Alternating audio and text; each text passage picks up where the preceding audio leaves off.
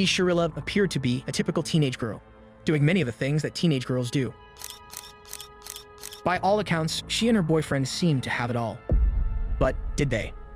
And if they didn't, what would this seemingly sweet teenage girl do to make sure that they did? Today, we'll be talking about the case of Mackenzie Sharilla. It's one of the most ruthless, senseless, and just plain heartbreaking cases you'll come across. It's about young people with hearts of gold, and one with no heart at all. It's a case so gut-wrenching that even the officers on the scene could barely hold it together. So sit tight as we dive into this case of entitlement, selfishness, and statness. Mackenzie Sharilla was born on August 2, 2004 to Natalie Sharilla and John Stephen. She grew up in Strongsville, Ohio, where she and her sibling enjoyed a comfortable upbringing. During her teenage years, Mackenzie, like many young ladies her age, was an avid social media user, frequently posting videos with her friends on TikTok. Although Mackenzie appeared to be a sweet child in her younger years, those around her noted that a shift occurred once she became a teenager. Some described her as selfish, vindictive, and cruel. With the attractive youngster having typically gotten whatever it was that she wanted in life, her sense of entitlement was well known. It pushed many of her peers away from her. As Mackenzie grew older, her parents still knew her to be the well-behaved daughter they had always raised, unaware of her developing issues. She began using drugs and engaging in disrespectful behavior, including vandalizing a church while she was under the influence. And her actions only intensified once she began high school at Strongsville High. It was there that she would meet Dominic Russo. Throughout his childhood, Dominic was well known for his great sense of humor and ability to lift the spirits of those around him. His siblings said that he was the one who always made them smile, always wearing the biggest grin himself. With his strong passion to grow and make the most of each day, Dominic was already an accomplished businessman, athlete, song producer, and entrepreneur by the time he was just 20 years old. But with his desire to make a broader impact on his community and to give back to people beyond his hometown, he planned to join the military.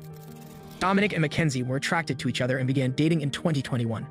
They originally kept their relationship quiet, but shortly after they started dating, they made the relationship public via social media. Mackenzie would frequently post photos of them looking happy and in love. They appeared to be soulmates, spending as much time together as possible. Their families met and grew close as well, and it appeared that nothing could come between them. They eagerly anticipated graduating high school so they could start their lives together. But the bliss didn't last long. Dominic began to notice a side of Mackenzie that he was not fond of. She started to expect Dominic to agree with everything that she said, and he started to get frustrated with how controlling she was.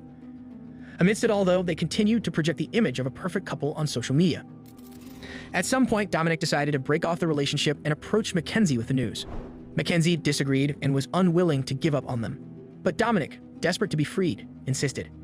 Mackenzie was upset, but also determined to rekindle their relationship. But her way of going about it was problematic. She began showing up at Dominic's house, threatening to harm him and damage his property if he didn't let her in.